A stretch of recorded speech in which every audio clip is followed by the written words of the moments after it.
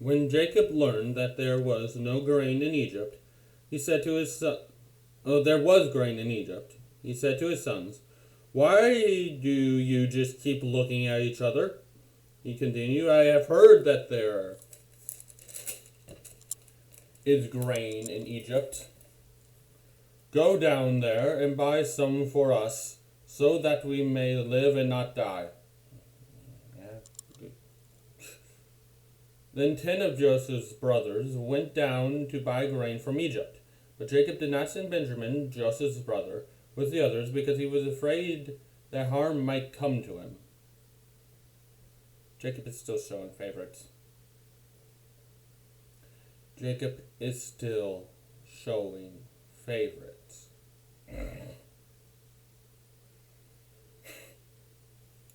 So Israel's sons were among those who went to buy grain, for the famine was in the land of Canaan also. Now Joseph was the governor of the land. Well, that's the word they translated it to. The correct term would be Vizier. Anyway. Basically second in charge. The one who sold grain to all its people. So when Joseph's brothers arrived, they bowed down to him with their faces to the ground. As soon as Joseph saw his brothers, he recognized them, for he pretended to be a stranger and spoke harshly to them. "Where did you come from?" he asked. Why didn't Joseph's brothers realize it was him? Well, for several reasons. One, they haven't seen Joseph since he was 17. Two, Joseph is wearing all Egyptian clothing and Egyptian makeup. Yes, the Egyptians wore makeup. Three, we're going to find out three later, he's using a translator. He's not speaking Hebrew to them. Four, they weren't expecting Joseph, of all people, to be the one in charge of Egypt. They sold him as a slave. Probably, even if for a minute or second they're like, no, it can't be. Anyway, from the land of Canaan, they replied, to buy food. Although Joseph recognized his brothers, they did not recognize him. Then he remembered his dream about them. You know, the whole, their wheat bowed down to his. It got fulfilled. His dream got fulfilled. It happened. It did. You are spies. You have come to see where our land is unprotected? No, my lord, they answered. Your servants have come to buy food. We are the sons of one man. Your servants are honest men, not spies. You imagine you go to a foreign country on just to buy some groceries, and then a high official of that country shows up and starts calling you a spy. That must be the most terrifying thing in your entire life. Why is Joseph doing this? To test them, maybe? To see what they'll do? What they'll say? No, he said to them. You have come to see where our land is unprotected. But they replied, your servants were 12 brothers, son of one man, who lives in the land of Canaan. The youngest is now with our father, and one is no more. Joseph said to them, it is just as I told you, you are spies. And this is how you will be tested. As surely as Pharaoh lives, you will not leave this place unless your youngest brother comes here. Yes, Joseph would want to see his brother, his full brother. And another thing, will they give up Benjamin? What will they do with Benjamin? Rebecca's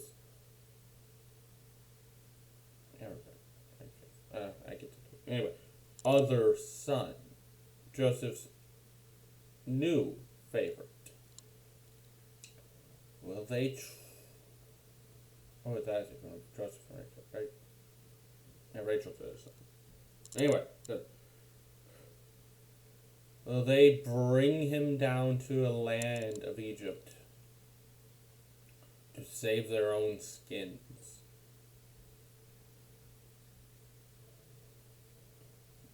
And if they do, in what way will they do it?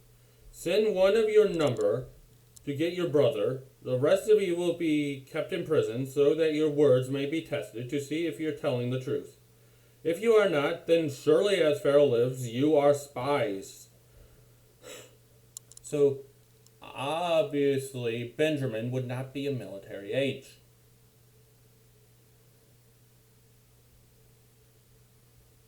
Effectively, was military age 20 back then. So, around 20. Why would I say he's not of military age? Because there needs to be some way, like, okay, you're not sending him in as a spy. That would be a little reckless. He's just a child. And he put them all in custody for 3 days. Yes, he did. I mean, technically, he could have done much worse. Just sold them all into slavery. Like, here, exchange for... You get food, and here, have a new servant as well. He could have done that. He didn't. On the 3rd day, Joseph said to them, so he has changed... You're going to find out. He has changed his mind. He's not doing it. Do this, and you will live. For I fear God. If you are honest men, let one of your brothers stay in prison, here in prison, while the rest of you go and take grain back for your starving households. So he changed his mind. Maybe this is more of a test. Like, will they abandon this brother to save their skins? And just abandon him in Egypt? But you must bring your youngest brother to me, so that your words may be verified, and that you may not die. This they proceeded to do. They said to one another, surely we are being punished because of our brother. We saw how distressed he was when he pleaded with us for his life, but we would not listen. That is why this distress has come upon us. So they're like, oh man, this is some karma or something. We're being punished. We did wrong. Of course, they're saying this out loud because, Joseph, they didn't know Joseph was. Joseph didn't understand them. Reuben replied, did I not tell you? Didn't I tell you not to sin against the boy? But you wouldn't listen. Now we must give an account for his blood. Like, I told you not to. But what did you have to do? Reuben's like, the older brother. They did not realize Joseph could understand them since he was using an interpreter. So that's another reason. He's using an interpreter. They don't think he can speak Hebrew. He turned away from them and began to weep, but then turned back and spoke to them again. He had Simon taken from them and bound before their eyes. Simon. Yeah. What's that? Like Simon picked out for something special. And of the possible, Simon was Peter. Anyway, Joseph gave orders to fill their bags with grain, to put each man's silver back in his sack, and to give them provisions for their journey. After this was done for them, they loaded their grain on their donkeys and left. At the place where they stopped for the night, one of them opened his sack to get feed for his donkey, and he saw his silver in the mouth of his sack. My silver has been returned, he said to his brothers. Here it is in my sack. Does it matter which one? No, it really doesn't. Because their hearts sank and they turned to each other, trembling, and said, is this that God has done to us? Yeah, think about it. You just got accused of spies. Got this test from the second in charge of the world's superpower. Well, the region superpower, I guess. You're being sent back on this test, and you just got the money you used to pay them, the people who call you spies, back in your sack. When they came to their father Jacob in the land of Canaan, they told him all that had happened to them. They said, the man who is Lord over the land spoke harshly to us and treated us as though we were spying on the land. But we said to him, we are honest men. We are not spies. We were 12 brothers, sons of one father. One is no more, and the youngest is now with our father in Canaan. Then the man who is Lord over the land said to us, this is how I will know whether you are honest men. Leave one of your brothers here with me. Take food for your starving households and go. Yeah, if they don't come back, what happens to them? Well, probably not good thing. Although he is technically Joseph's brother. In their minds, not good things. I don't know if Simon's still in prison or Joseph told him, like, yeah, it's me, you're fine. But bring your youngest brother to me, so I will know that you are not spies, but honest men. Then I will give you your brother back to you, and you can trade in the land, or move about freely. As they were emptying their sacks, there in each man's sack was his pouch of silver. They and their father saw the money pouches, and they were frightened. Oh, Egypt accused them of stealing. Now, their father Jacob said to them, you have deprived me of my children, Joseph is no more, Simon is no more. He's just in prison. Calm down.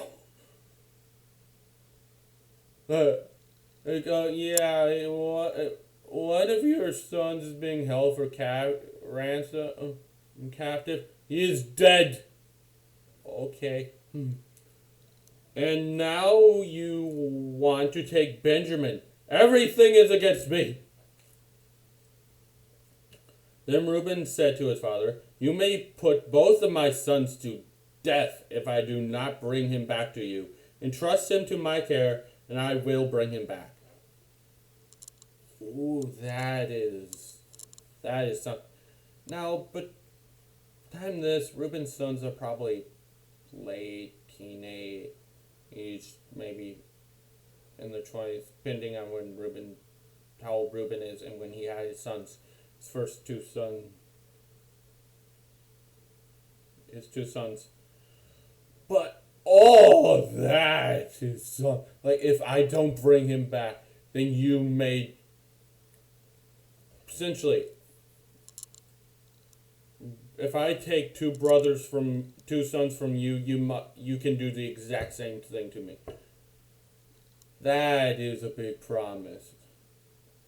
But Jacob said, my son will not go down there with you. His brother is dead, and he is the only one left. If harm comes to him on the journey you are taking, you will bring my gray head down to the grave in sorrow. Or Sheol, the realm of the dead, and in the Old Testament Hebrew terms. Now, people get confused about the realm of the dead. It's not this place like it is in Mesopotamia culture.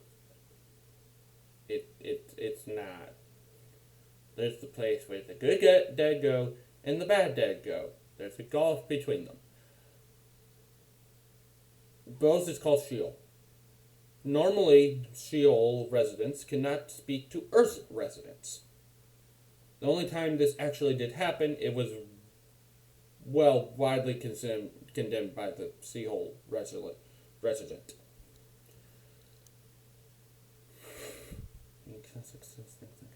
Anyway, yes. Next is the next Saturday is the second journey to Egypt, where they go back. They're going back.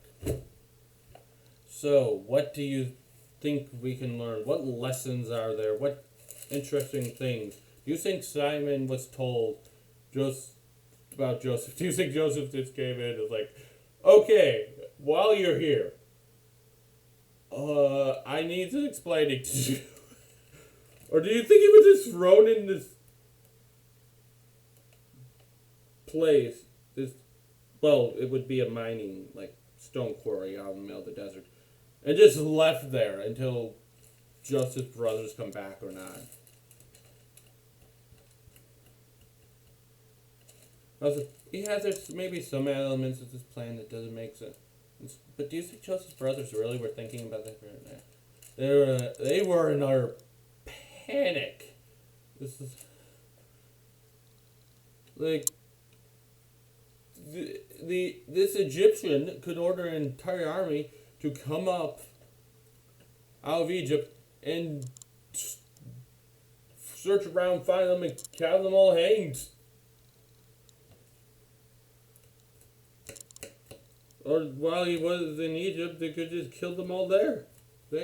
So they're just like, okay, we'll do whatever you say. We'll do whatever you say. Well then,